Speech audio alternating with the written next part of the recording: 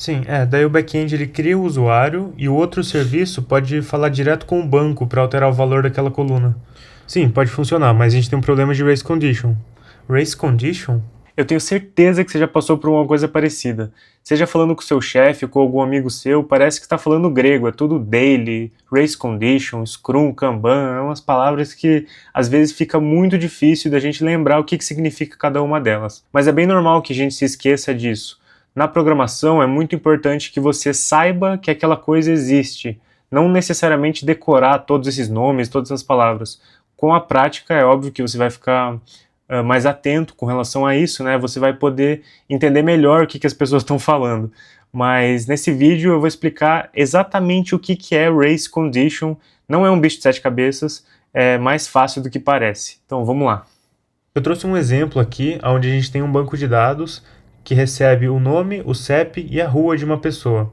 Quando a gente vai cadastrar um usuário novo nesse banco de dados, a gente manda para a API, onde ela vai cadastrar inicialmente as informações do nome e do CEP, deixando a rua como null aqui, e um microserviço, depois que esse usuário for criado, vai pegar esse CEP e vai preencher o nome da rua aqui, como teste, por exemplo, e vai dar que o usuário foi criado com sucesso.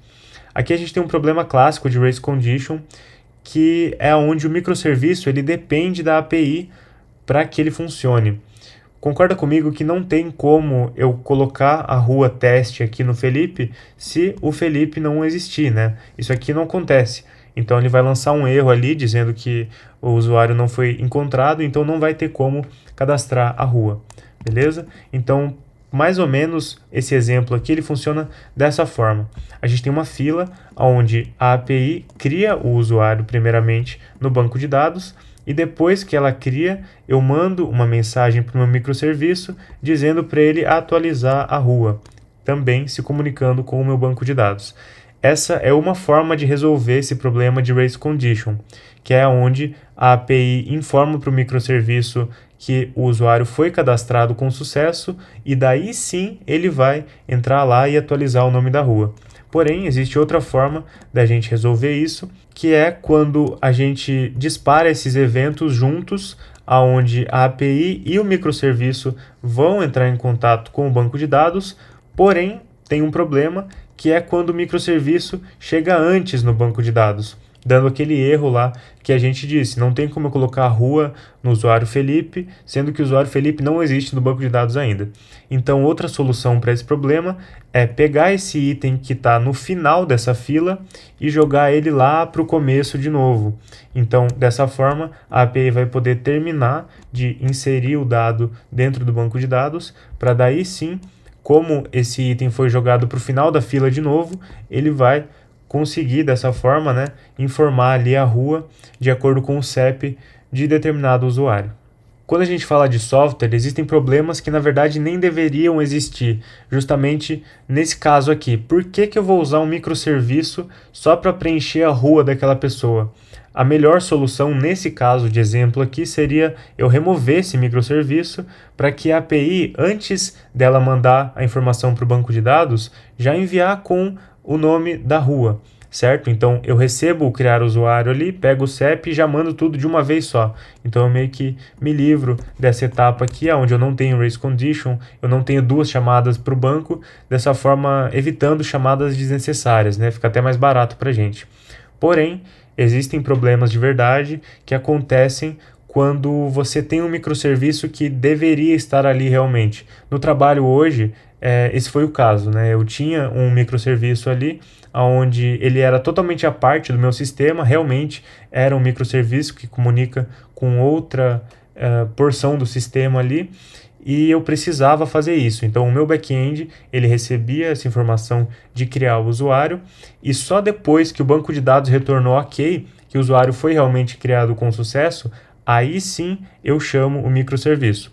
Se não acontecer, se por algum motivo não der certo a criação, o microserviço nem é chamado.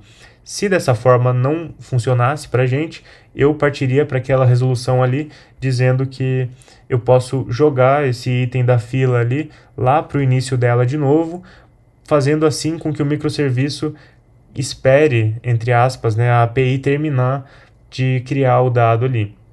Não é necessariamente um sleep, por exemplo, você só dá um timeout ali, tipo, espera 50 segundos aí e tenta de novo. Não é bem isso. É uma decisão um pouquinho mais avançada, onde você reordena a fila ali. Dessa forma, é possível também garantir que o dado esteja ali dentro para que ele seja cadastrado. Porém, a melhor forma de resolver isso é, como eu fiz, mandando a mensagem para o microserviço realizar a operação dentro do banco apenas quando essa operação do lado da API for terminada com sucesso. Esse é um dos vários nomes que a gente tem na programação que às vezes parece que a gente está perdido. Eu falei no começo do vídeo que é muito importante que a gente saiba que uma coisa existe e não necessariamente lembre exatamente da definição daquilo, né? Então, o que eu quero dizer com isso é que você não precisa realmente ficar decorando tudo isso. Só de você lembrar de um exemplo que você viu não sei aonde, já é ok, na minha opinião, para você passar numa entrevista de emprego ou para você continuar estudando e se desenvolvendo como profissional, né? Justamente porque se você já viu esse exemplo em algum lugar, você, em menos de 5 segundos, você pesquisa no Google, lembra do que é aquele termo e aí já pode aplicar ele em vários lugares diferentes, né?